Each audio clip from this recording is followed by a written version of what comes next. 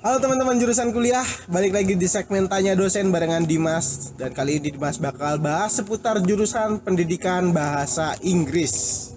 Nah kali ini Dimas dah sama salah satu dosen bahasa Inggris. Ada Miss Amel. Hey, halo Miss. Hai. Sehat? Sehat alhamdulillah. Alhamdulillah. Gimana?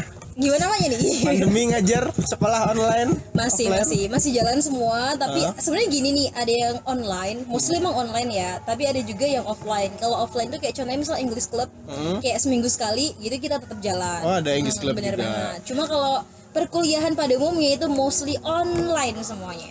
Oh, oke. Nah, Miss Amel ini dosen bahasa Inggris di jurusan pendidikan bahasa Inggris atau gimana? Nah kalau aku sendiri maksudnya dosen bahasa Inggris, tapi aku nggak handle yang prodi pure bahasa Inggris. Tapi kita move kayak misalnya nih ke prodi manajemen, ada accounting juga.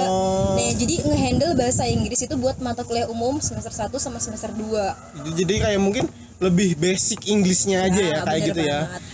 Nah, bedanya bahasa Inggris di jurusan pendidikan bahasa Inggris sama di jurusan-jurusan lain apa bedanya? Nah jadi kalau bedanya bahasa Inggris di jurusan bahasa Inggrisnya sama bahasa Inggris di kayak prodi ada manajemen, accounting. Jadi gini, kayak kalau kita di bahasa Inggris kan spesifik ya, detail. Kita punya pronunciation, ada reading yang dari semester 1, 2, 3, 4 dan seterusnya. Terus lagi mungkin ada additional lain ya kayak translation, speaking, listening gitu-gitu kan. Tapi per semester biasanya ada karena memang kita full in English. Kayak mata kuliahnya memang yang di otak-atik bahasa Inggris kan. Cuma kalau di jurusan lain samanya dalam arti apa? Skillnya ada yang kayak gitu. Kita punya berapa skill sih dalam bahasa Inggris? Ada 4. Ada 4 kan, yang emang mostly harus dikuasai 4 ya. Dikuasain. Tetap ada additional apa? Grammar kan biasanya. Pasti dong. Di jurusan lain tuh juga ada itu. Cuma mereka dapatnya itu semester 1 sama semester 2 aja. Semester 2 aja. Jadi cuma 2 semester. Iya, bener banget. Dan gini, tiap kampus kan beda. Maunya univ tuh apa sih? Kalau misalnya di tempat aku ngajar di UMS ya. Nah, kalau di sana kan itu tuh belajarnya buat menuju ke tes TOEP. Jadi UMS itu mahasiswanya itu wajib banget nempuh tes TOEP buat syarat skripsi atau wisuda. Kalau di kampusku mungkin namanya TOSA-TOSE. Nah, bisa dibilang kayak gitu. Tosanya bahasa Arab kan? Tosanya bahasa Kalau Arab. tosanya bahasa Inggris. Kalau di UMS so far belum ada yang tosa. Jadi tosa aja. Dan ada grade minimum score ya, kayak dari tiap prodi itu beda-beda. Ada 400 sama 450 itu buat regular class. Tapi kalau international class ada dari skornya rate-nya 500 buat lulusnya. Selain itu, Miss Amel juga habis nulis buku. Nih, buku. Oh iya, buku nikah ya. Kirain buku piutang. Bukunya isi English. Ini apa, Miss? Buku buat apa sebenarnya? Bisa diceritain nggak? Sebenarnya nawa itu kutu pertama tuh sebenarnya pengen cetaknya buku nikah. Nah, cuma buku nikah tuh kan nggak bisa dicetak secara massal kan. Ya udah jadinya aku harus berganti halauan gitu loh kan. Nah jadi itu adalah Easy English. Easy itu bukan nyuci jadi enteng ya, tapi belajar jadi enteng. Iya bener banget sebut merek ya gitu. Gak apa-apa. Jadi gini nih, guys, kan banyak dari kamu yang bilang kalau bahasa Inggris tuh momok susah banget kan. Dan aku tuh bikin ini kayak kecil, cute, biar kalau dibawa kemana-mana tuh enteng. Dan di dalam tuh kalau kamu bedah ini tuh bahasanya milenial banget. Dan aku yakin kamu ketika baca dia itu berasa lagi ngobrol sama orang. Jadi nggak yang basically kaku kayak kalau kita lah buku grammar kayak apa sih real grammar ya, itu tuh kayak bahasanya tuh bener-bener rigid, kaku banget gitu loh.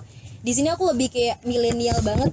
Aku cuma pengen milenial tuh tahu kalau bahasa Inggris tuh nggak susah kalau kamu mau belajar kayak gitu. Jadi aku pakai pendekatan yang benar-benar dari basic banget, dan ini emang basic grammar banget sih sama basic tenses yang ada di sini.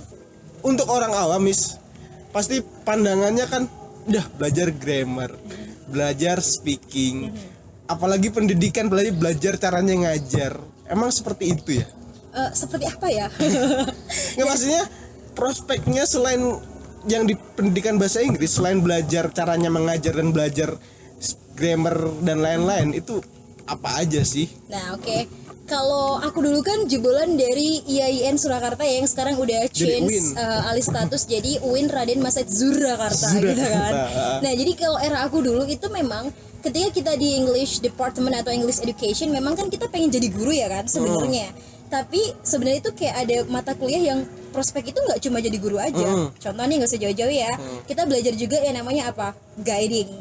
Nah, barangkali nanti kamu bisa banget jadi tour guide international class ya kan. Udah di Dubai, di Melbourne, kayak di situ ya, London dan lain sebagainya kan. Terus lagi kalau misalnya kamu ambil translation. Dan kamu benar-benar tekunin dia, nanti kamu bakal jadi best translator ya kan. Terus lagi ada lagi tuh interpreter. Nah, jadi buat kamu yang kayak suka ngomong cascis cuceriwis gitu kan, bisa juga jadi interpreter di event-event anything of event kayak gitu kan. Terus lagi tadi tiket hotel handling juga bisa ya. Tentang handling, perhotelan, pariwisata, tourism misalnya kayak gitu, itu kan ada. Ya, jadi nggak cuma jadi guru aja. Cuma jadi guru ya. Ingat, bahasa Inggris itu nggak sempit tapi universal, luas banget, bahkan luasnya melebihi samudra. Oke, sekarang ini buat teman-teman yang kira-kira tahun depan bakal masuk kuliah. Basic apa sih yang harus dimilikin sebelum sebelum kita terjun ke jurusan pendidikan bahasa Inggris, daripada takutnya gini, kita nggak taunya ya bahasa Inggris keren, setelah masuk semester 2 semester 3 aduh salah jurusan kayak gitu. Oh gitu ya. Masih dipikir karena gitu ya? bingung. Kalau buat aku basic apa ya? Satu, niat. Kalau kamu punya niat, mau kamu istilahnya gini, sorry ya, sebego apapun kamu, seenggak pintar apapun kamu, kalau kamu punya niat sama kamu tahu goals of life, tujuan hidup kamu ngapain, kamu tetap pasti bakal berpikir, nggak mungkin dong aku stagnan aja di sini di 0 sementara yang lain dapat 100. Pasti kamu tetap bakal coba apa? Progress dong, kayak gitu. Jadi inget lagi, sejauh ini kamu melangkah, tujuan kamu tuh buat apa, itu ya. Terus yang kedua ya tadi, jangan jadi pribadi yang hobinya tuh cuma mageran, rebahan, tapi please take a chance, ambil progress kamu kan, karena proses yang kamu lalui pasti butuh progress. Dan ingat, hasil itu nggak mungkin kan ngebohongin proses panjang yang udah kita lalui, misalnya kayak gitu. Ya intinya sih niat aja dulu ya. Benar. Dan mau bisa bahasa Inggris atau enggak, iya, masuk aja kadang dulu. kan ada orang yang berpikir gini, aduh gimana nih kak, aku tuh nggak bisa banget bahasa Inggris, aku tuh insecure. Please jangan mikir gitu. Ingat, semua tuh bisa diasah. Bisa itu ada karena terbiasa. Layaknya cinta. Oke. Nah, Iya, bener. terus harapan buat mahasiswa pendidikan bahasa Inggris? Aku sebagai Aku alumni nggak ada. Oh, nggak ada ya?